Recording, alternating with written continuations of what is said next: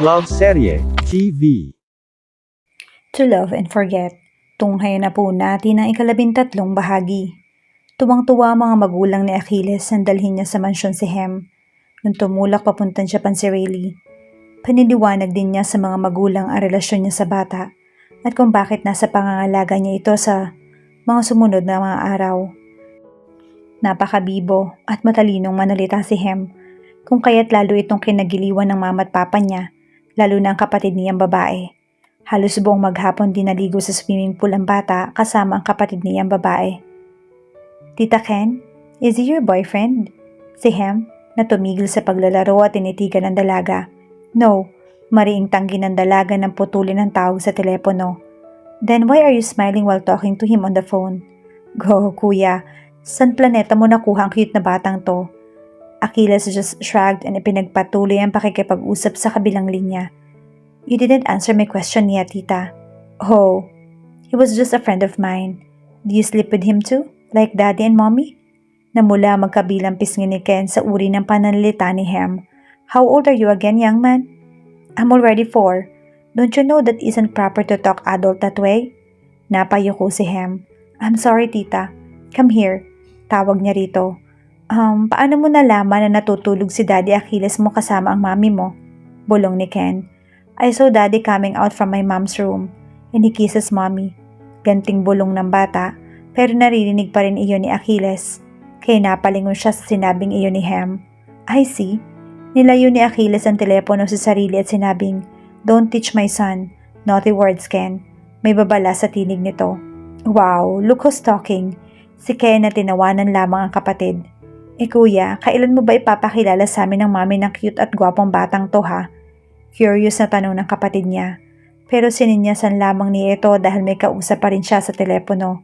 Whatever. Ken rolled her eyes. I can tell my mom to pay you a visit if you want to, tita. Really?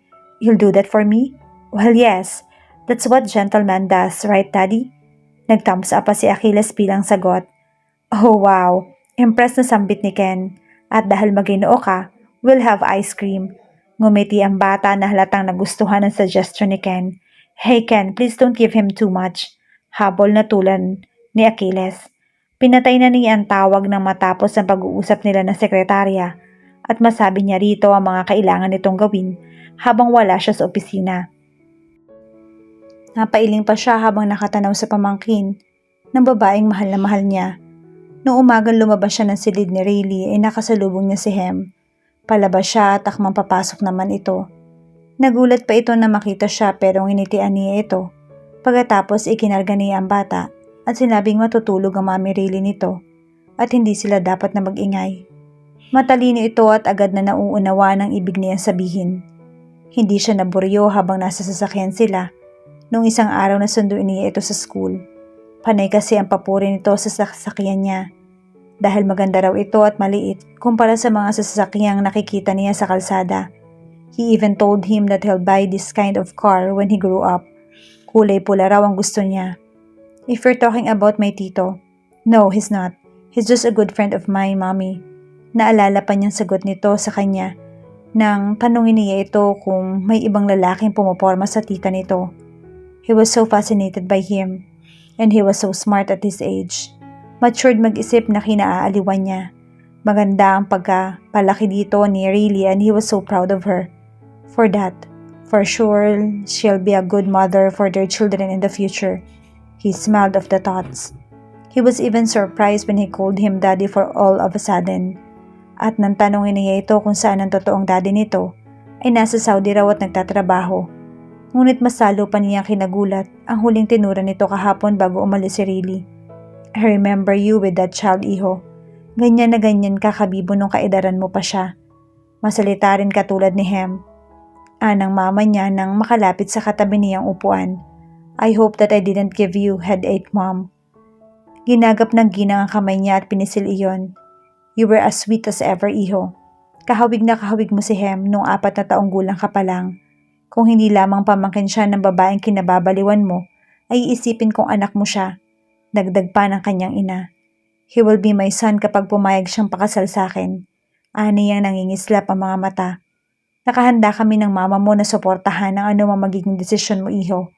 Ang kanyang ama na nakalapit na rin. Your dad is right, iho. We will beside you. You are not getting any younger.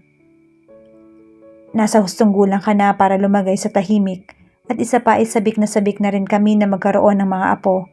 We will love him to stay with us, son. Thanks, Dad. Thanks, Mom. Ngayon lamang niya naging masaya ng ganito. Rayleigh is everything to him. Kasali na rin sa lahat ng mga plano niya si Hem. Alam din niyang minahal pa rin siya ng dalaga katulad ng dati. Nararamdaman niya iyon. Ang pagpapaubaya nito sa kanya nung isang gabi ang magpapatunay doon. And he can't wait to see her again. He can't wait to kiss, to hug and make love with her again and again. Sisiguraduhin niyang magiging maligaya ito sa piling niya. Dito po ako matutulog, Daddy. Inosenteng tanong ni Hem nang dalhin niya ito sa kwarto niya pagkatapos itong maglinis ng ngipin. Kung ayos lang sa'yo matulog katabi ko. Really, Daddy? Yes, of course, my son. Nagtatalon sa tuwa sa king-size bed niya si Hem. Siya naman ang nakangiting pinagmamasdan ng bata. How lucky he could be kung siya nga ang naging tunay na magulang ni Hem. Kung sa bagay, mapalad na rin siya dahil nakilala niya ang magtiyahin at kapag nakasal na sila ng dalaga, iaampunin niya ng legal si Hem. Alright son, it's bedtime. Story time first, Daddy. Okie dokie. What story would you like to hear? How about the giraffe? Napakamot ng ulo si Achilles. Nakaligtaan na nga pala niya magdala ng libro. Wala naman silang kids books sa library. How about I'll just tell you the story of Achilles and Elish? That's your name, Daddy. But who's Elish? Well, listen to the story first. Pinatay niya ang ilaw maliban sa lampshade, saka nagsimula siyang magkwento tungkol sa kwento nila. Matama namang nakikinig si Hem. Maya-maya pa'y humikap na ito. Daddy, I miss my mommy. Tumigil siya sa pagkakwento. We will see her tomorrow. But she's not here. Sumakay siya ng eroplano. My mommy told me. Do you trust me, son? Yes, Daddy. Then we will see her tomorrow, promise. Thanks, Dad. Pleasure is mine, son. But you have to sleep now. Your mommy won't be happy if she sees you with dark colors under your eye. He jokingly said na nagpangiti kay Hem. Okay, Daddy. Good night. Hinalikan niya ito sa pisngi saka ito pumikit. Nang masiguradong tulog na ito, ay maayos niya itong kinumutan. Pagkatapos ay pinatay niya ang lampshade. Ang sunod niyang ginawa ay lumabas ng silid at may tinawagan. Successful ang naging dinner date nila sa mag-asawang Hanabishi. Mayumi at napakalambing ng ginang sa kanilang dalawa.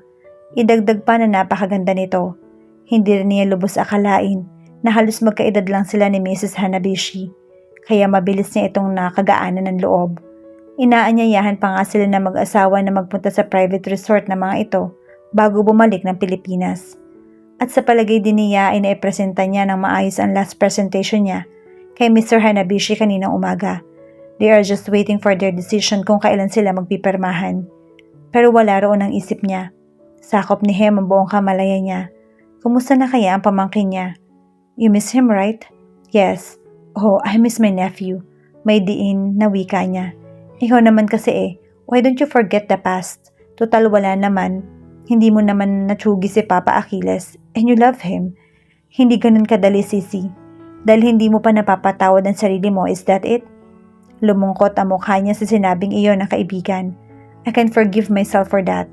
Past is past, dear. He loved you and I'm sure that he'll understand and he'll forgive you. Paano kung hindi? What if ipakulong niya ako and take my nephew away from me? You must take a risk to answer your own question. And I'm not ready. Here we go again. Alexa rolled his eyes. At kailan ka naman magiging ready, Aber? Namayawang ito sa harapan niya. Sige ka, baka maagaw ng ibang babae si Papa Achilles. Dagdag pa nito. Sure na bang pipirma si Mr. Hanabishi bukas? Pag-iiba niya sa usapan. Yes, I'm sure of that. Teka, huwag mong ibahin ang usapan. Sisi, naudlot ang sasabihin niya nang marinig na ang katok mula sa labas ng suite room na inuukupan nila. Alexa walked towards the door and opened it using the hotel card.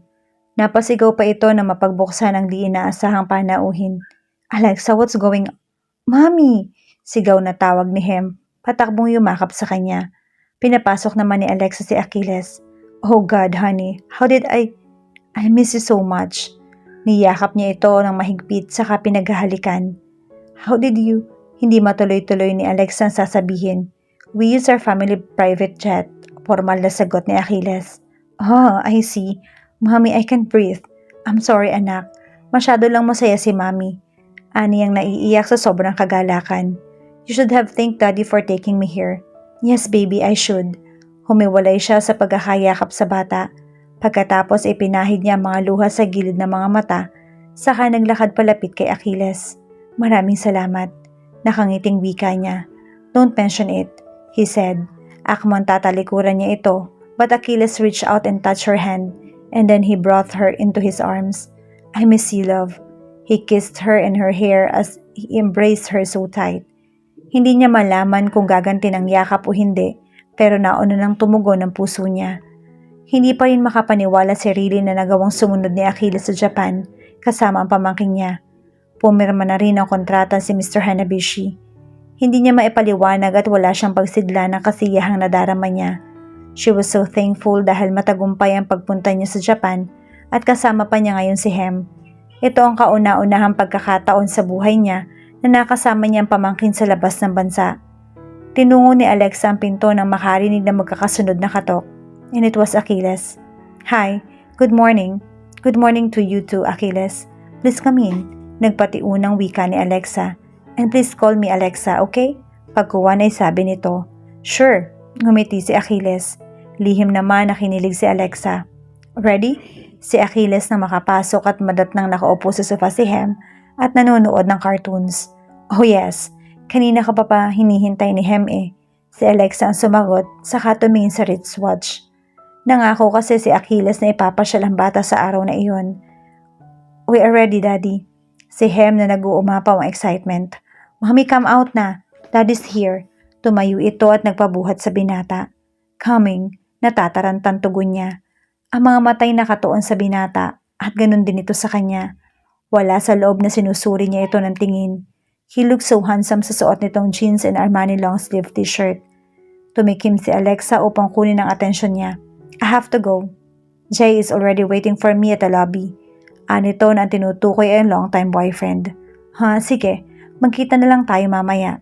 And send my regards to Jay. Nagkakandautal na sagot niya. So, paano Achilles? Ikaw na ang bahala sa kanila ha? I promise. I'll take good care of them. I'm expecting that. Nakangiting humalik muna ito kay Riley at Hem pagkatapos ay nakipagkamay kay Achilles. Daddy, Mommy, aren't we going yet? Oh yes, I'll just get my bag. Ani yan nagmamadaling kinuha ang sling bag. Dinala muna sila ni Achilles sa isang sikat na restaurant sa Tokyo para mananghalian. Pagkatapos ay nagpunta sila sa Nara Park, isa sa sikat at dinadayong tourist spot sa Japan. At bago matapos ang araw ay dinala naman sila ng binata sa Tokyo Disneyland na labis na ikinutuwa ni Hem. Halos magtatalo ng bata sa sobrang kasiyahan at excitement. Halos nasakyan nilang tatlo ang lahat ng mga rides sa loob, kumain ng ice cream at kung ano-ano pa. Maging siya ay nag-enjoy din. She never experienced to visit any of the Disneyland in the world during her childhood life. Mahirap lang naman kasi sila at maagang namaya pa ang mga magulang nila. At kung hindi dahil sa atin niya, ay hindi siya makakapagtapos ng pag-aaral.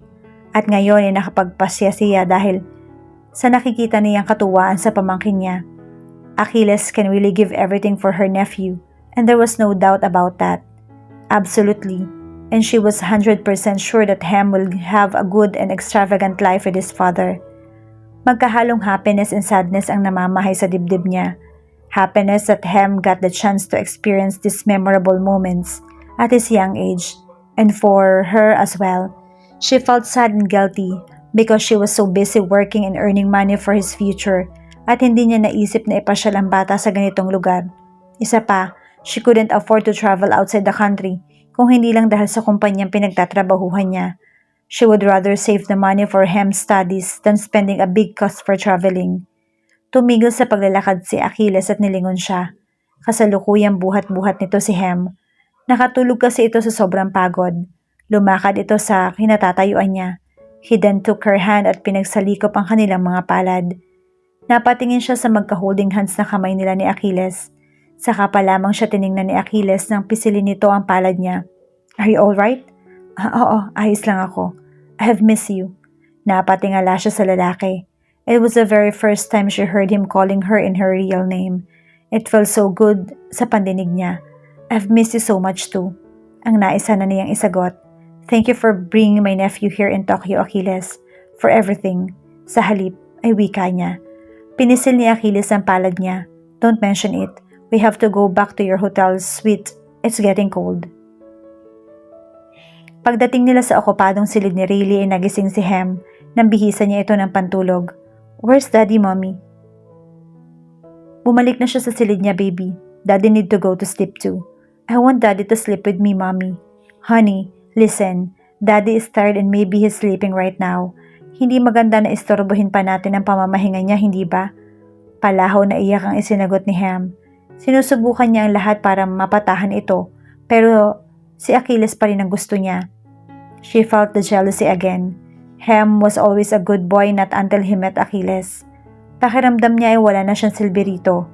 Naiintindihan naman niya na nangungulila ang bata sa ama, pero this is really make her felt so jealous. Alright, stop winching. I'll message your dad to come. Doon pa lamang tumahan si Hem. Nasa kabilang room lang ang suite na okupado ni Achilles kaya mabilis itong nakapasok sa silid nila. Daddy! Tuwang-tuwang tawag ng bata pagpasok nila sa silid. I'm here, my son. Sagot nito kaagad na niyakap ang bata. Your mommy said you're not listening to her. Gusto ko lang ikaw matulog sa tabi namin ni Mommy, Daddy. Hem, sumusobra ka na. Si Rayleigh na hindi makapagtimpi ng inis. Sweetheart, it's alright. I got this. She rolled her eyes in irritation. At kailan pa naging ganito ang pag-uugali ni Hem? She never spoiled this child sa pagkakatanda niya. Ito bang epekto na maikling sandaling kasama nito si Achilles? Kumuha siya ng maliit na bote ng tubig sa ref saka lumabas ng balcony. Oh yes, alam niya naghahanap ng ama ang pamangkin niya sa katauhan nito. And damn her, because she can tell them the truth. Nahulog na naman siya sa malalim na pag-iisip. Maya-maya pa'y lumabas ang pamangkin niya. Mommy, I'm sorry. Pinagmasdan niya ang bata. Come here. Mabilis na napawi ang selos sa dibdib niya at niyakap niya ito. Honey, you are big boy now. I don't like what you did, okay? Hindi lahat ng bagay na gugustuhin natin ay pwede nating makuha. Naiintindihan mo ba yon? Opo, Mami. Good, and I don't want you to do that again. Nagkakaintindihan ba tayo? Malinaw na ani niya sa pamangkin. Maigi na yung bata pa lamang ay malaman nito ang limitasyon. Si Achilles ay nakatingin lamang sa kanilang magtiyahin. Yes, Mommy. Sige na, go to sleep with Daddy. I tried, Mommy, but I cannot sleep without you next to me. She sighed and hugged him. Sige, pagbibigyan kita ngayon but this will be the first and last, okay? Yes, Mommy. Good night, Mommy, Daddy. Si Hem na makahiga na ito sa gitna nilang dalawa. Good night, baby. Si Rayleigh na hinalikan sa pisngi ang bata. Night, baby boy. Sabi naman nito. Mommy, Daddy, hindi po ba kayo magkikiss bago kayo matulog? We will, son. Si Achilles na mabilis na hinalikan ng mga labi niya. Sa gulat niya ay wala siya naging reaksyon. Ipinikit na rin niya mga mata at marahil sa pagod at pag-iisip ay hindi niya namalay mas nauna pa siyang makatulog sa pamangkin niya. Napangiti na lamang si Achilles na hinimas ang buhok na magtiyahin. Isiniksik ni Rayleigh ang sarili sa malapad na dibdib na nakayakap sa kanya. She felt so comfy sa mga bisig na nakayakap. Hindi pa siya kontento at umusog palalo palapit dito. Pagkatapos ay dinantay ang isang paa sa bandang bewang lang ng kayakap. Doon pa lamang niya minulat ang mga mata nang maalalang katabi nilang matulog si Hem. And what is she doing hugging Achilles? Where is Hem? Nakaramdam siya ng hiya. Akmang babangon buhat sa kama when Achilles pulled her closer to him. Lalong idiniin ang pagkakapulupot ng mahabang binti ni Rayleigh sa bewang nito. Nanlaki ang mga mata niya when she felt his hard-throbbing wellness poking belly. Good morning, sweetie. Namumungay ang mga matang bati nito. Si Hem. Don't worry about him. Kasama siya ni Alexa. I have to get up and find them. Stay please. They're fine. Kakain lamang sila. And I already ordered breakfast for us. Achilles, I've missed you, sweetheart. Inabot ng palad nito ang pisngi niya sa kahinaplos. Didn't you miss me, ha? Achilles? Nilunod na ng mga halik ni Achilles ang anumang sasabihin niya. Ang anumang pagputol at pagtutol niya ay nauwi sa pagpapaubaya at pagtanggap sa bawat halik at haplos ni Achilles sa katawan niya. God knows how much he misses this man. Only God knows how much she was yearning for him to make love with her again. Sa kabila ng takot at pangamba, ay hindi niya maikakaila ang labis na pagmamahal niya sa lalaki. Ilang sandali pa ay kapwa na sila walang saplot ni Achilles. I miss this sweetheart. Dinakma ng mga labi nito ang tuktok ng dibdib niya at napasinghap siya. Achilles, napayakap siya sa leeg nito nang maramdaman ng palad ni Achilles. I would like to go slowly, sweetheart, but I can't. Si Achilles na nakaramdam ng masidhing damdamin. Pinaghiwalay nito ang mga hita niya sa kadinigan ng sarili sa kanya. She was about to say something when they both heard a knock in the door. Nagkatitigan silang dalawa. That must be our breakfast. But I already had my best ever breakfast. He kissed her lips. Kailangan mo magbanyo, ayokong abutan ng kahit sino sa ganitong ayos. Too bad. I still want to make love with you, baby. He pushed himself against her skin. Nakaramdam si Riley ng muling pagkabuhay ng parteng iyon ni Achilles sa loob ng katawan niya. Nanlaki ang mga mata niya. No, he can see us like this. Then perhaps I have to learn from you, baby. He then pulled out his throwing shaft and suddenly pushed it back. Si Achilles naman ay kaagad na bumangon buhat sa kama. Yumakap ito sa likod niya at tinalikan ng balikat niya. Humarap naman siya dito at nilingkis sa mga kamay niya sa leeg nito. Achilles groaned and rejoiced when he felt her lips and hot mouth around his length, and so they started their lovemaking again and again.